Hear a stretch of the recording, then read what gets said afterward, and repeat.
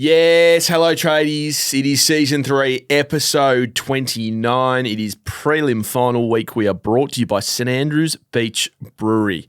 It is going to be pumping this weekend. The new brewery at Melbourne Park, the only place to be before a game at the G this season. 95,000 plus expected to both prelims. Hello, Mitchell. Hello, Sam. Make sure you get to the brewery early. Just picture this. Friday, you've just knocked off work. You get the tram down to Rod Laver Arena, walk into the brewery for a couple of eases into the game. You walk 4 minutes over to the footy, and you're about to watch one of the biggest prelim finals in recent memory. How good. And it just goes to show what the appetite is for trade that both shows, and I know you were on for Nick Rewell last night on the Setters, both the Agenda Setters and Footy Classified led with Zach Merrett last night. Even though the Bombers didn't make the finals, we got two of the biggest prelims of recent memory. Yeah. And we're still leading with Zach Merrett, which is a big story, which we will get to. I reckon 95% of our first segment last night was trade stuff. Yeah. Yeah. I actually missed your show. My Foxtel recording didn't work for some reason, so I watched the Twitter clips. There's 9 now. It goes up on 9 now very quickly. What? You don't like 9 now? Fast forward the ads on the Foxtel recording. I haven't had Foxtel IQ in a long, long time. I'm still old school. Tape everything. I do like that about you. You are old school. Don't get the paper delivered though. No, nor do I. It's got to be the phone. PDF. Still read it in its old school form. Let me ask you this, and I want you to be honest. Not that you're not usually honest. Have you ever walked past a house and stolen a paper? Yes. Yeah, same. But it's got to be like in the afternoon. Yeah, I think once it goes past 11 a.m. I think we've had this. I reckon it's going to be a bit later. Right, I reckon 2 o'clock. Nah, 2's too late. So I need to tell this story, and it might get me in a bit of trouble. So I'm sorry for the person I'm telling this story about ahead of time. Wow. Because I've got in late. The traffic this morning was shocking. It's unlike you to be late. I've had a pretty good run this year. So we were having a bit of fun, you and I, over text on Friday because you were hassling Nathan Buckley. Yeah, so set this up. Well, it was the middle of the afternoon and you were hassling Nathan Buckley. And I got wind that he was, I don't know, pulling out, but he was cooling on the Melbourne job. And I thought, I've got to ring him. Didn't answer, which is not uncommon for people in footy. They don't always answer first time. Or maybe it's just a me thing. Then I get a text from you with a video, and I was on the phone, so I couldn't watch it for about half an hour. And it was a video that you'd filmed in the gym of Bucks looking at his phone and throwing it away in disgust. So I'll tell the short version of this story. Oh, God. I got to Adelaide Thursday. Bucks got there late Thursday night. And Friday we found a place to do a quick gym session, which is at the Adelaide Oval. It's called the Next Gen Health Club or something like that. Is it part of the hotel or is it separate? No, it's separate. It's a big health club. It's amazing, by the way. At the thing? Yeah. It's awesome. Huge facility. I must be too busy looking at the bars rather than the gyms when I go there. Anyway, we spent the whole day together, right? We did a workout and then we went for a swim in one of the lap pools. Then we did a sauna. And then his phone rings as we're walking out of the sauna and it's Allan Richardson. And it was like, hello? Okay. Yep. No worries. So this is, what time's this? Yep. Thursday? Yeah, Thursday mid-arvo sometime. Yeah. And so we get changed after the phone call. I'm waiting for the right time and we're walking out and I was like, what did Richo want? And he was like, it's about the Melbourne job. And I was like, yeah, thank you. I understand that. What did he say? I'm not telling. And I was like, well, what the fuck is the point of you? Like, you have to tell me. No, I'm not telling you. Okay. So we sat at separate hotels. So he walks off towards his and I walk off towards mine. That's right, because when I saw you guys in the gym and it was like early afternoon Friday, I'm like, wouldn't Bucks be in Adelaide? So this makes sense. We were in Adelaide, yeah. And so I'm thinking to myself, well, he's just been offered the job here, right? I was like, but this is so ridiculous. Like, I've literally spent the day with him and I can't have the story. This is really annoying me. So did you hit the phones after you parted with him? Well, I tried to, but then I get a text message saying Mitch has gone with the fact that Melbourne have announced the new coach and it's not Bucks. And I'm like, what the fuck?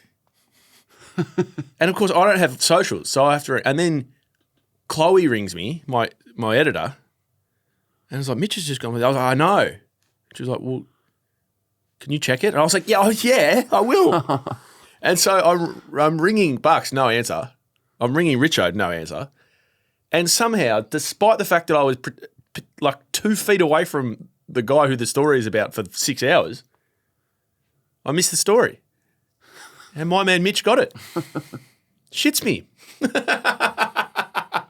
So I want to know if you don't laugh, you cry. I did a slot on 3AW the other day, and Did you? it's called Beyond the Boundary on the Sunday show with Laura Spurway, Tony Shaw, Shane McInnes. They interviewed you about being a Geelong enough. They're scraping the bottom of the barrel. Wow. No, they only this is where it gets premium towards this end of the year. They've had some good names this year on that segment. People outside the footy. And the biggest is Cleary. If you didn't mention tradies, I'll be so shitty at you. We did. Oh. Richo's a big fan of the show. G'day, guys. I just did. And they said, what's the one story that you remember being scooped on? Yes. And I said, I can still remember slapping my couch in my South Bank apartment when I was working on the story of Joe Danaher being traded to or committing to the Brisbane Footy Club. Yeah. And you beat me, I reckon, by minutes before I was just waiting on one phone call. And yeah. So it's probably that's returning the favour. 5, 6, 7 We years won all. on. We won all. Okay. One So all. did he I pull like out it. or not, Bucks? No, he didn't pull out. And I heard you guys speaking about it on the weekend. I know we're here to talk trades, but if Melbourne was still keen on Bucks, why wouldn't they have just waited 5 or 6 days? Can we save it for the air raid? Okay. Because I know that this is rare for me, but I have some strong views. You? Strong views? Don't be like that. Should we get into Zach Merrett? Yep. I don't know if I remember a story like this. I mean, my first year in journalism was 2011. I don't remember a story like this. It's got really messy. Real messy real quick. In the words of Drake, it's gone from 0 to 100 real quick. Yeah. So Link like that was good. since we last spoke, we've learnt that he's met with Hawthorn, and we've been talking about the possibility of Zach exploring this for some time. Yeah. And in hindsight, he was always going to meet with clubs, wasn't he? In that exploration phase of looking around. My question to you is: has this jumped? Because normally what happens is the player in Merrett and Hawthorn, the club that the player is looking at, are working behind the scenes on a potential deal before they go to the Essendon Footy Club. Did this get out too quick? And how did it get out? Well, It's an interesting we question. can have your theories on that. So I was up late last night. Yep. I've done some work here. Are you ready? Yep. Okay. This is going to go off on a bit of a tangent, so you're gonna have to stay with me. Are you ready? I'm here. Okay. I'm not going anywhere. Doesn't feel like he's ready, but I'm just bringing up my Merrett notes before I can. Link's ready. So there's a movie that I saw a long time ago. It always comes back to the movies with you. Yep. And it's got an all-star cast. It's got George Clooney, Ryan Gosling, Philip Seymour Hoffman, Marissa Tomei, Paul Giamatti, who's the guy from Billions, people don't know. And it's about George Clooney going for the Democratic primary. Right, so essentially he wants to run for president, but first he has to be announced as the Democratic nomination.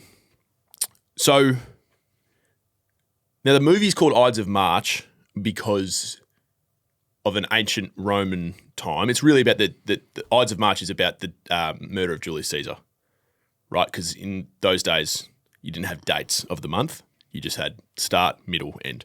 Ides is the middle, 15th of March, Ides of March. The story is really about political deception and how you always got to be looking over your shoulder because someone's going to stab you in the back, right? So let me set this up really quickly. The scene that I'm about to play is Paul Giamatti, who's the head of media for one of the nominees, and Ryan Gosling, who's the assistant head of media for George Clooney. Yep. And Paul Giamatti has met with Gosling to say, come work for us. We've got the better candidate. You're a star. We want you to come work for us. He's taken the meeting. The meeting has been leaked to Marissa Tomei, who's a journalist for the New York Times. It's a bit similar, like Tom Morris was leaked the story about the meeting. And George Clooney and his team have found out about the meeting and they've said, well, fuck you, we're sacking you. You don't go meet with someone else. You're out. The difference here is you don't get trade and draft picks assets when you Correct. when you leave the Democratic Party. So Gosling's gone over to Paul Giamatti's, right, I'm ready to work for you now. I quit. I'm ready to go. And Paul Giamatti's like, no, you didn't quit. You got fired. And now I don't want you because it makes us look bad if we pick up the scraps. And so Gosling starts to work out here that he's just been a pawn in this political play. And this is what happens. You were never going to hire me. Put yourself in my shoes, Steve. Your opponent has the best media mind in the country working for his team. What are you going to do? You're either going to hire him for yourself or you're going to work it so if you can't have him, the other team can't either. This is a win-win situation for me. And you come work for me, great. Paul doesn't have you. Then again, Paul fires you, I don't want you, fine. Paul still doesn't have you. Either way, I win. And the moment I got you to sit down in that chair, I knew I'd won. Now, this is very different, right? Because it's not as though Hawthorn are luring Zach Merrett because they're trying to knock off one of their premiership rivals. Because Essendon, without being disrespectful, are not in the same hemisphere at the moment as far as premiership contention. But there is a little bit here, if you think about it, of Hawthorn thinking to themselves, this is a win-win for us. Like, we want Zach Merrett. We want him playing in brown and gold next year because he makes us better. So let's go get him. But at the very least, if we don't get him, geez, it's going to blow up Essendon. Yeah. There's a bit of that here. And You think Sam Mitchell's working 2 steps ahead? he's 5 steps ahead of all of us. I'm telling you right now. Like, this guy is unapologetically lethal. And he will stop at nothing for the betterment of his club. Imagine if all 18 clubs had a coach as ruthless as Sam Mitchell. There's levels of ruthlessness around the competition. Not like this. Maybe Chris Scott. I reckon Craig McRae's got a bit of this in him that we don't see on the surface. He's definitely got a streak of it. But, like, you heard Sam in his press conference Chris Fagan's been afterwards. meeting with players all year. Yeah. Yeah, no, I mean, and Chris Fagan's a premiership coach, so you don't get to that point without being... But yes, Sam is... To back over your point, yes, Sam is incredibly ruthless. Yep. Now, back to the Ides of March. If you go back to 44 BC, when Julius Caesar was killed on the steps. Now, I don't know if many of our listeners know the story of Caesar, but the short version is basically the senators thought he was getting way too powerful and that he was going to try to make himself king. And so they were like, well, we need to get rid of this bloke. We need to off him, right? So Brutus and Cassius, 2 of the senators, they organised the coup and they killed him. And Brutus was the last one to slide the knife into his heart. And the whole, Caesar's last words lying on the steps of the palace word, et tu, Bruti, which is, and you, Brutus. I can't believe you've. Yeah. And there's a little bit of, who were the 2 players that came out? Martin. Redmond and Martin. And then Andy McGrath on the weekend as well on 7. I just wonder if they're the senators. You got a little bit too powerful. We're going to bring you back down. So I'm clutching at straws here with the comparison, by the way. Yeah, so Essendon have rolled out David Burham via a president's letter. That was strong. The CEO, Craig Vozzo. Yep. The coach, Brad Scott. Now 3 players have spoken. That was to calm the masses, clearly, with their fans, to say, we're all in on Brad Scott. We love the direction of the club. But have they, in turn, pissed off Zach even further and made this has gone beyond repair? Like, before all this happened, was there a glimmer of hope that this could have turned around for Zach? Yeah, and there probably still is a glimmer of hope.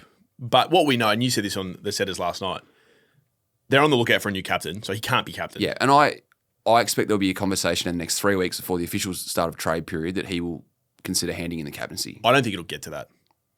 They'll take it off him? Well...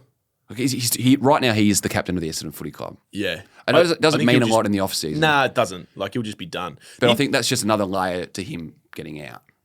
So the AFL, who I spoke to yesterday, still expects him to attend the Brownlow Medal on Monday. Now, that's a mess. Sitting with teammates that... I'll tell you what, sitting with the senators that want to stab him. He's very lucky. He's lucky that it wasn't 12 months ago, because this year, for the first time, the Rising Star is on Brownlow Medal night. Yeah. 12 months ago, he would have had a full table of 8 of senior teammates. Now he's got 4 younger teammates that have been nominated for the Rising Star on the table. So Kako, Clark, Roberts. I think Caddy's touch and go whether he'll be there or not. Would like Durham will be there? No, so Durham's not, Caldwell's not. But they'll get votes. Yeah, but they're not going to win it. So, sorry to wreck your hopes, boys.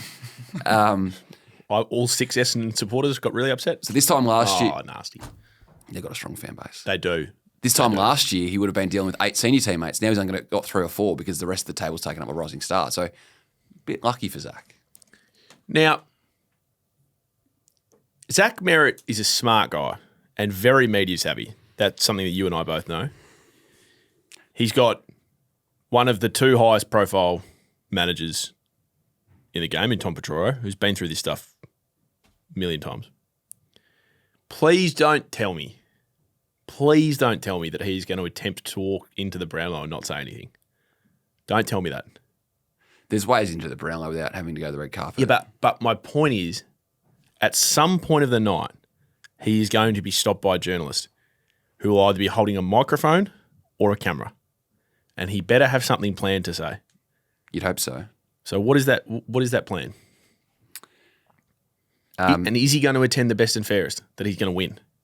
So that's after the Brownlow, so he's still got a few. Yeah, it's October 2 or 4, one of those two. Sort of work through. As you say, he's pretty media savvy. He can have a line. I'm working through it all right now. It's been a big few weeks. Looking forward to spending the night with my teammates tonight, and we'll get to that when we get to that. It'll be something. Will they still be your teammates next year, Zach? That's something we're working through. And right, so you got a 2-year contract, but you can't actually commit to Essendon next year. Is that what you're saying? Thanks for your time. I'm going to head in with my wife now. It looks awful. No, what else did he do? Well, come up with something better than that. What are you going with then? I don't know yet. I haven't thought about it. Neither.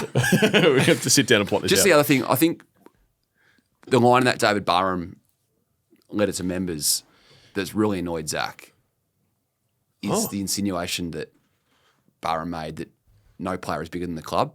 Clearly, that's a dig at Zach for thinking that he is.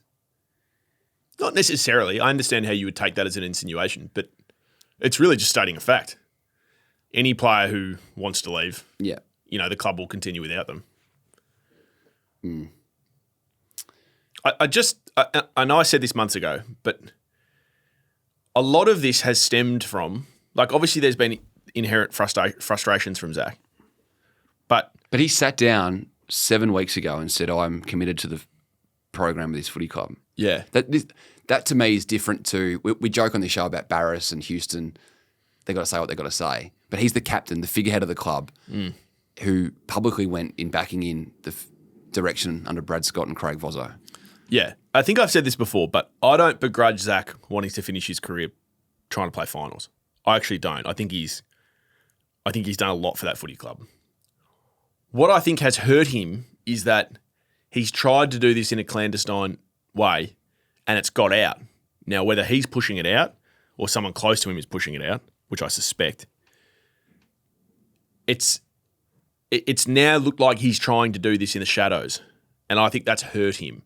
If he'd walked into his exit meeting and sat down with Brad Scott and said, look, Brad, just before you start, I need to tell you something.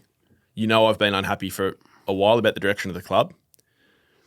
We've been having problems since a long time before you got here, so I'm not blaming you for this, but I want you to know something. I am seriously considering my options here.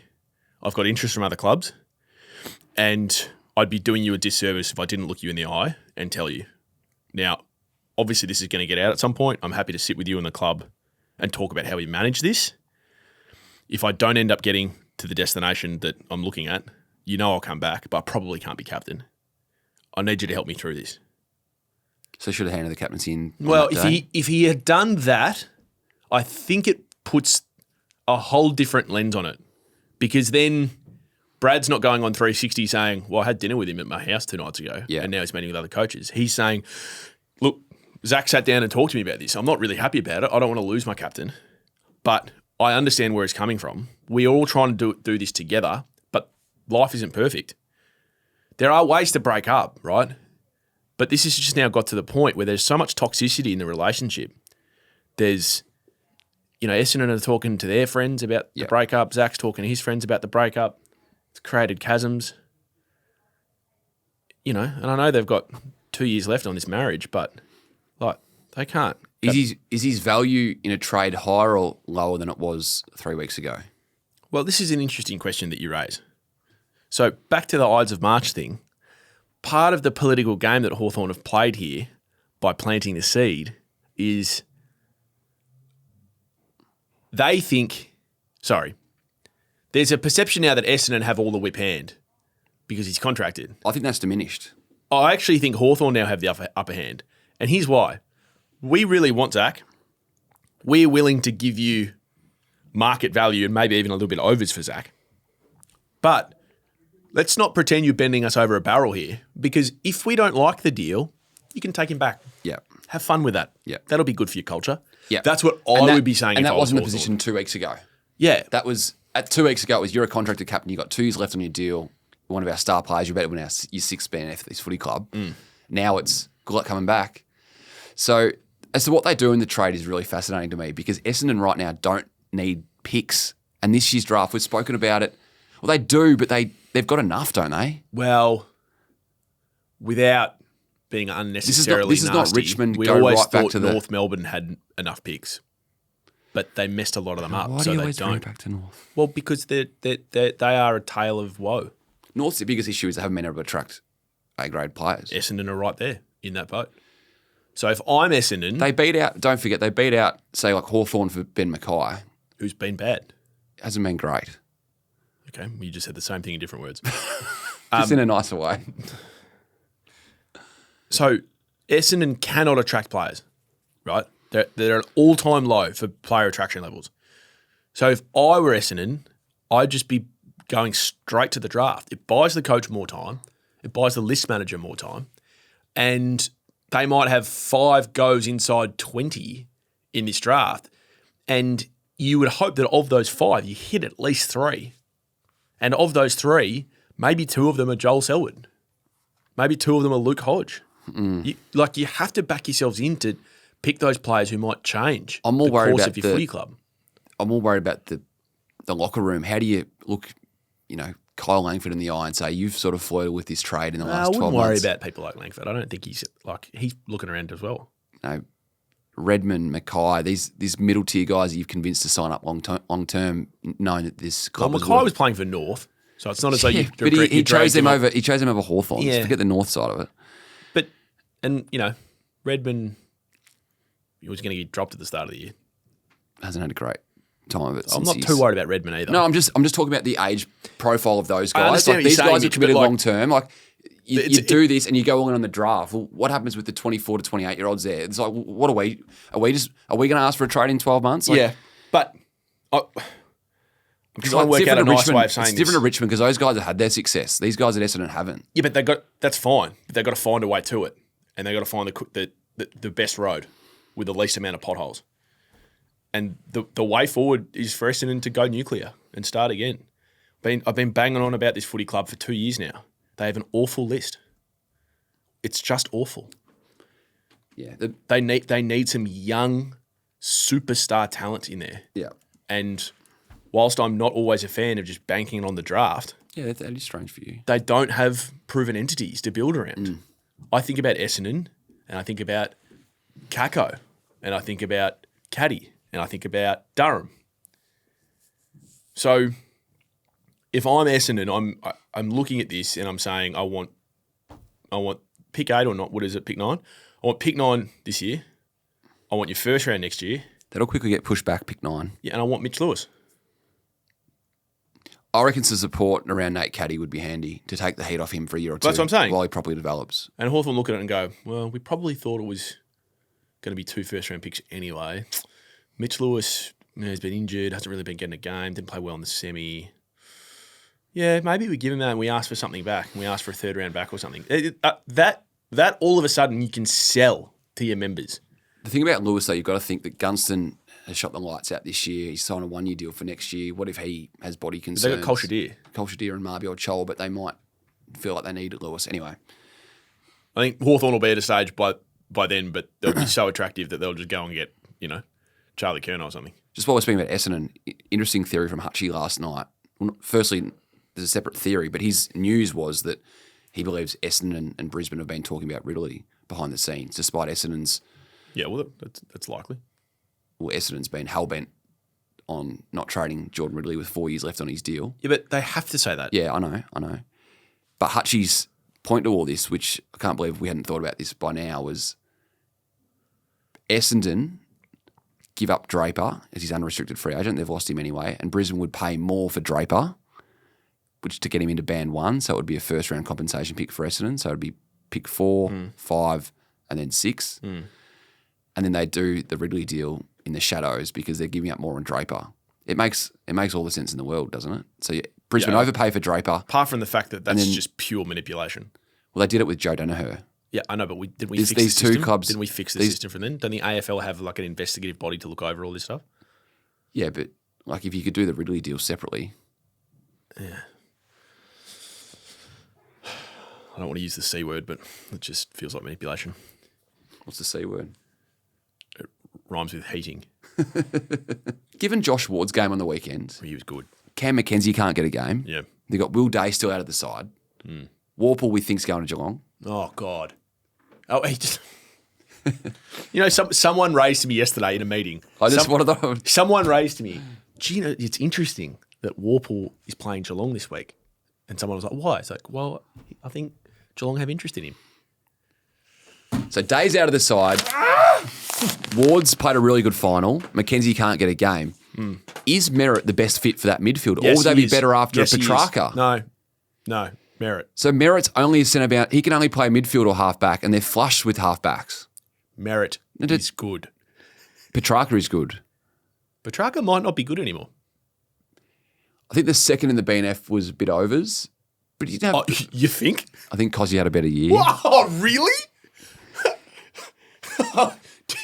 Do you think the best and fairest counters at Melbourne sat there at one point and went, he's thinking about leaving again. Should we just give him a few extra votes before he finishes? Will anyone else find it weird if he finishes? Don't worry about that. Just do it. But I think Christian, with a full preseason, he's put everything behind him with his body. Not everything, but that was a really tough off season just gone. He broke a rib a month before the first preseason game last year. I think Christian could be a point of difference for Hawthorn in attack. Gunson's, we think, only got 12 months. He could play for another 4 years, who knows? But we thought Gunson was done a year ago. Throw Petrarca the ability to go forward and a burst midfielder. I think Josh Ward and McKenzie are similar enough to Merrett as pure midfielders. Apart from the fact that there's Merrett a is a small difference that Merritt's a superstar and the others aren't. Correct.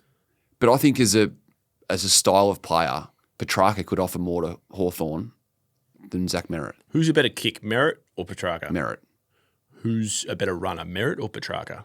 Merrett. What do Hawthorn do a lot of? Run and kick. Petrarca doesn't really... Petrarca's a bull. He was a bull. You see, I think Christian will come out all guns blazing next year after a full preseason. Have you been got to? Nah. You've been had. You've been I've approached. got no... Dog in the fight? Correct. I'm not a... I think I've spoken on this show. I think Christian's kicking does let him down at times. I'm not a massive Christian guy, but he's a Norm Smith medalist and a star of the competition. He was a star of the competition. Wait, is he on the A grades list? Yep. We may have to look at that. May's going to have to go out. Another one of the demons on the A grades list, Clayton Oliver. So It's pretty clear where he needs to go. It's just whether he wants to. Adelaide Footy Club? Yep. Yeah, they need a midfielder. They've got a $1.7 million sized hole sitting there after they couldn't convince Naz. And track's going to cost you less than half that. So you're saying track to the Crows? Sorry. Oliver. Clary. But everything you just said about track, is he still a star of the competition? Do you say that about Clary? I don't think Clary's still a star, but he's worth the risk at what you're going to have to give up for him. Yeah, 2 years ago, they were going to give 2 top 10 picks, and now it might cost you a second rounder. And Melbourne pay some of the wage? Melbourne would have to pay nearly half, you'd think. I mean, Would Clary take a pay cut? I reckon. I mean, you take Isaac Rankin out of that team. Now he's a superstar, we know that. But geez, their midfield looks thin. Yeah. And Jordan Dawson's carried that midfield for so long. He clearly looked to me live that he was playing injured. He had a foot injury. Yeah. They need midfield depth. Midfielders don't. Sid Draper's the one, top 5 pick in last year's draft. I hope will become a real star midfielder. Yeah, but he's a baby. Yeah. Clary for me. Can Melbourne lose both Petrarca and Oliver? Well, their CEO said on radio this week that he expects them to play finals and average over 100 points. That's a setback. If I'm Stephen King listening to that, shit. Stephen King was strong yesterday that we should have expectations to play finals, and everyone at the footy club should be on the same page. It's Yeah. pretty strong. Yeah. So I don't know who's going to kick their scores. Well, it's a nice segue. Oh. Do we go to Brody Mychek? Oh, yes, please. So 32, turns 33 in February. This has sort of been hinted at early in the year, people saying, Melbourne should go after him. Well, Melbourne have come after him, and he's got a decision to make. So he's put his contract talks at the Pies off until the end of the season. Oh, boy. I don't have the exact number in front of me, but he's won the Collingwood goal kicking at least 4 or 5 times. I think he won it from 2019 to 22. Yeah, okay. Off the top of my head. 2019, 36 goals. 2020, 25 goals, but that was COVID. 2021, 34 goals, then 41, then 47. Didn't have a great year last year, but he was injured a lot. Only played 11 games, kicked 19 goals. He's kicked 36 this year. 2019 to 23, led the goal kicking. So 5 years in a row. So Collingwood feel they've had a really strong offer on the table for Brodie for some time, but he's continued to park it.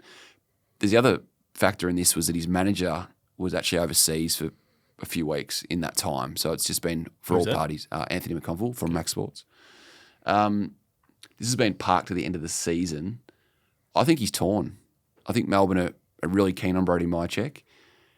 And we spoke at the start of the season or midway through the season about Melbourne's pursuit of Joe Danaher, which was always 1,001. Pie in the sky.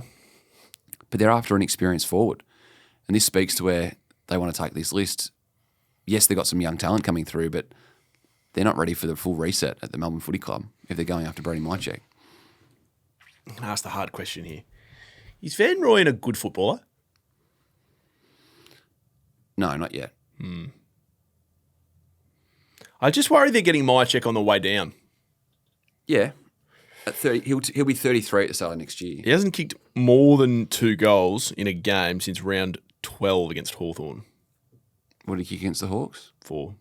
Against a team that's about to play in a prelim. And then he kicked 1, 1, 2, 2, 2. He's been a bit sore in the 1, second half of 2, the year. None, 1, none. He's been sore. Okay. Once you cross that white line. Yeah. Does he help Melbourne next year is the question. Yes. You're a yes? What are you? Maybe. Maybe. Or is he another one of those players you think works well because of the Collingwood system? Yeah, a little bit. Yep. He just looks like he's lost a step in the last 2 months. I could be wrong. He might just be injured. You're right. Yeah. On the Ds, so Sam Flanders had his breakout time as a footballer in AFL level under Stephen King in the 7 games when King took the reins after Dew got the sack at the Suns. So Flanders has got his exit meeting today. So we're speaking Tuesday morning. He wants to play midfield time. He's not getting that at the Suns right now. I expect he'll ask them, hey, or tell them I want to explore a trade. So there's 4 clubs. Yep. Hit me. Melbourne, Yep. St Kilda, Yep. Carlton and Essendon that have been chasing him for a while. Carlton want him. Yeah. Really? Well, they've I don't know if they necessarily want him like banging the door down, but they've been pretty keen and keen to explore something. So I think he'll meet with a few clubs in the next few weeks.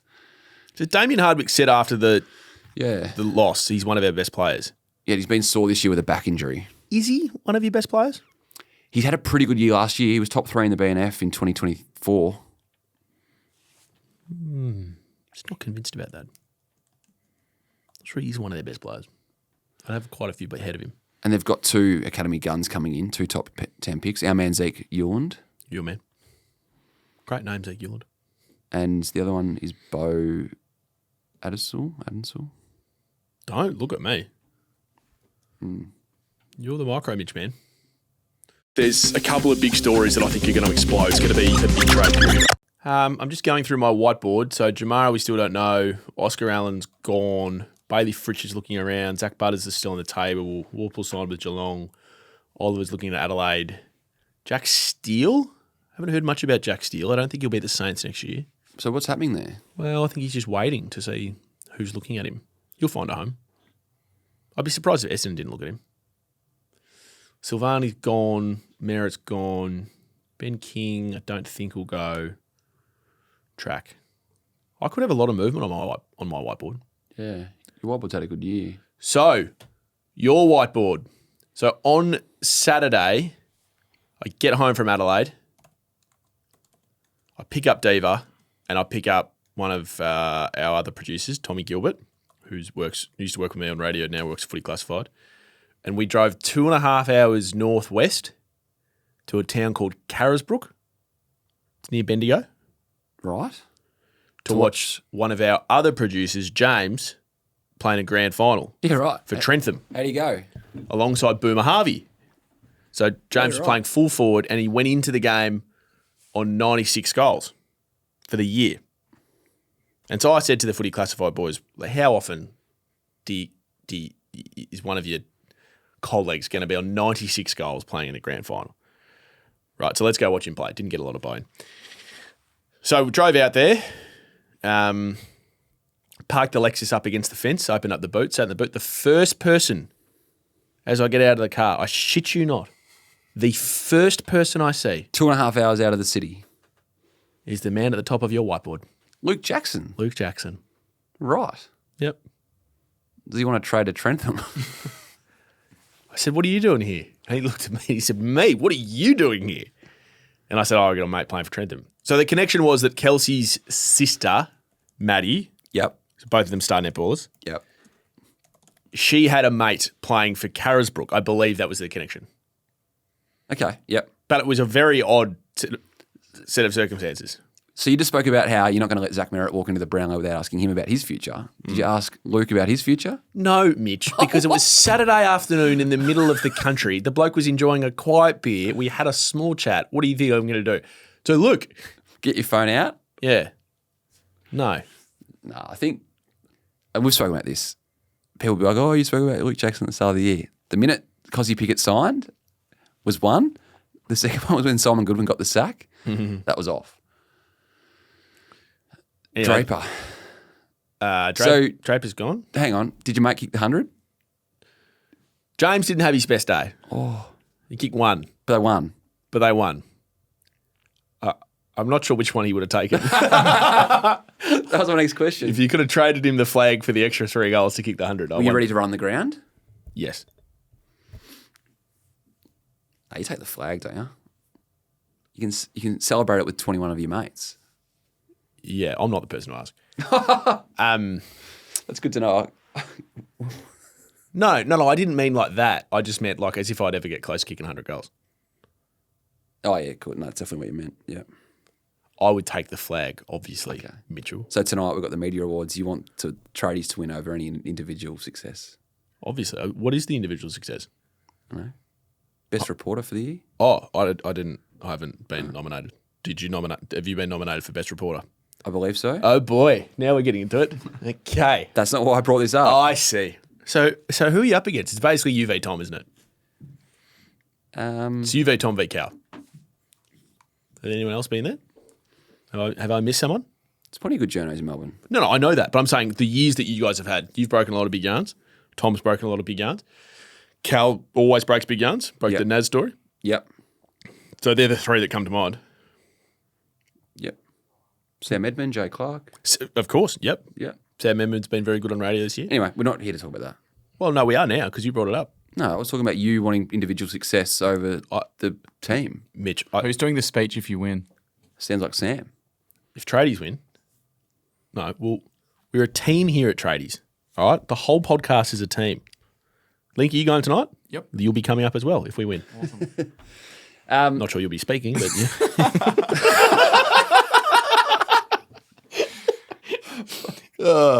I'll do the Ron Burgundy. I really wasn't prepared for this.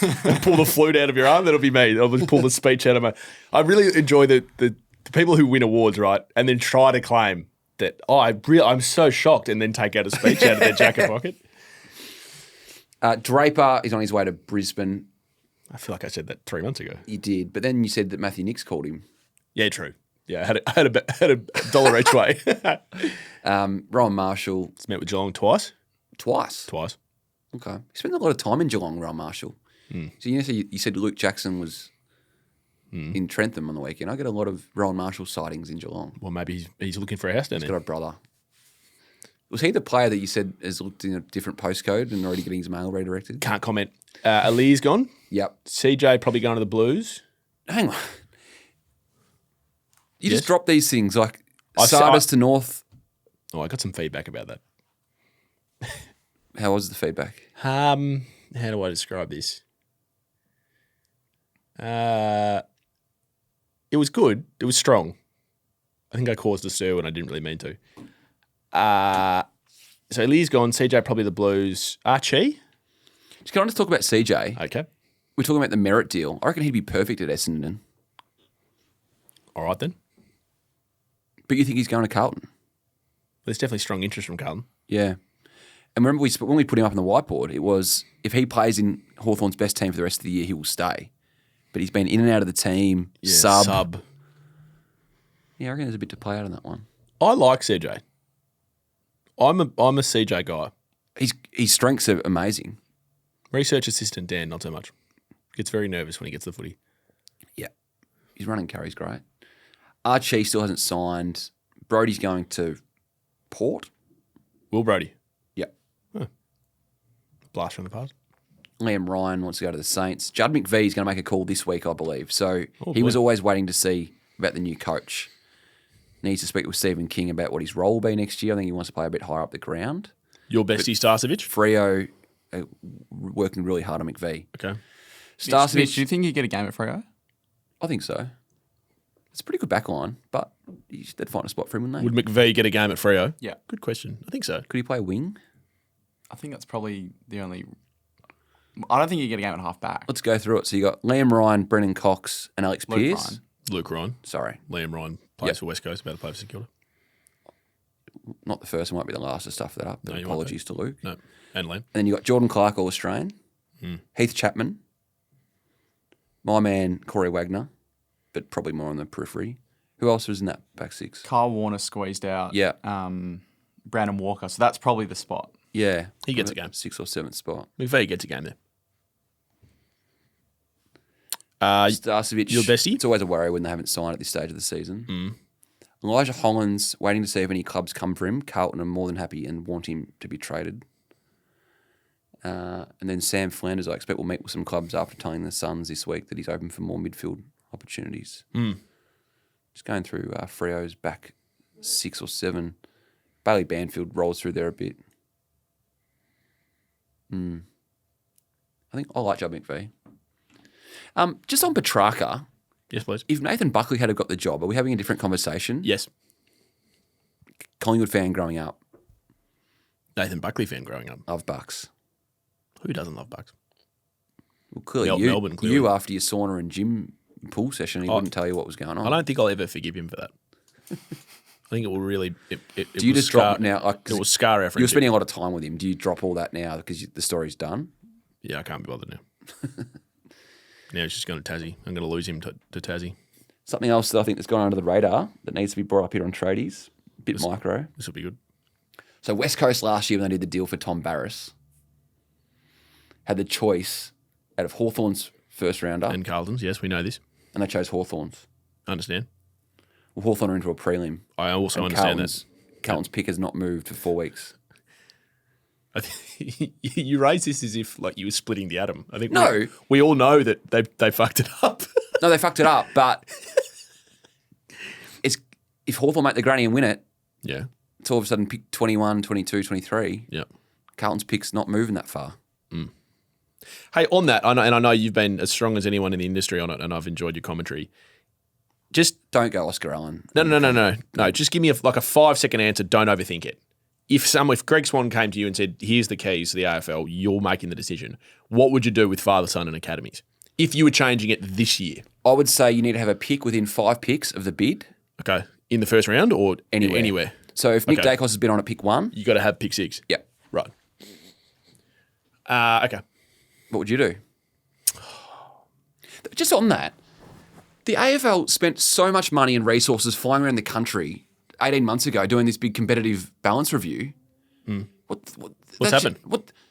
they put all these rules in. We're going to change. They've changed the bidding process. Don't hit the mic. Don't get angry. And we'd all just forget, Greg Swan's come in and we're just going to rip it up and do it again. This is the best version of Mitch Link when he gets fired up like this. How much time, energy, and resources did they spend on that whole process? And now it's like, 12 months later, let's look at it again. So just Far out.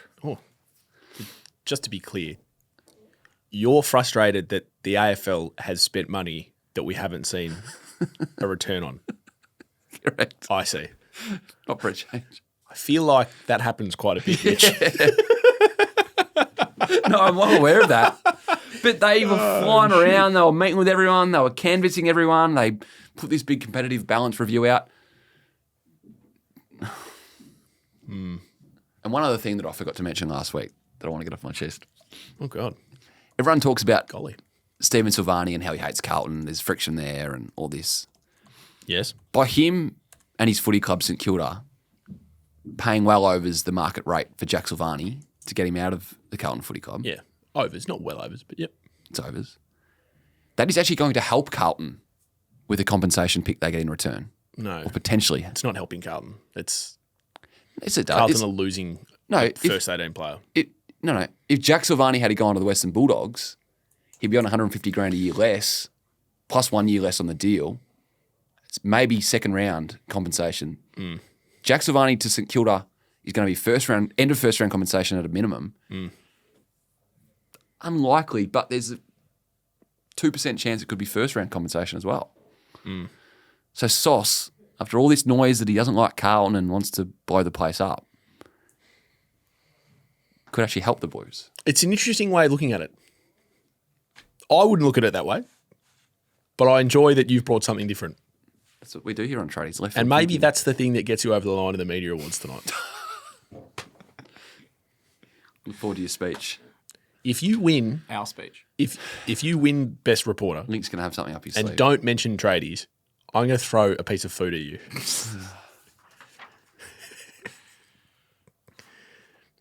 Looking forward to the night. I have a small conflict tonight. Conflicts in footy.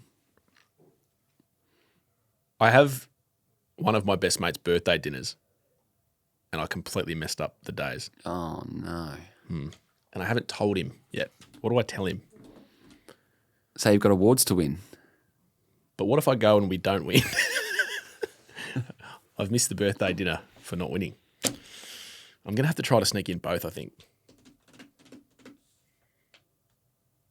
It's just like that, the end of Mrs. Doubtfire when he goes to the same restaurant and pretends to be two different people. Link's looking at me like, what's Mrs. Doubtfire? And Mitch doesn't watch movies. So it's probably a good way to finish. Mrs. Doubtfire. Thank you for joining us on Tradies. We are here for the great people at Sanders Beach Brewery. You're working Friday? Are you working Friday? Going to the AFL function. Oh, boy. Is Kate coming? No, I didn't get the +1. Oh, no. Okay, so Mitch and I won't be there on Friday. Working as well. We're at the races. She's got a races event. Oh, which event's that? Don't actually know. Okay. Good And then luck. I'm working Saturday. Oh, you're working the game Saturday? Yeah. I'll be at the function on Saturday.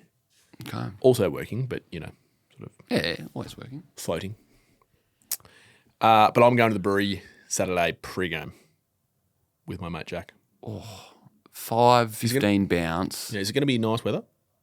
No. Well, it's Melbourne's. Who the fuck knows? The brewery's got a roof, so you don't need to worry about it. Thank you, Mitch. It's like Marvel has a roof. Don't compare the brewery and Marvel. No, one's fun.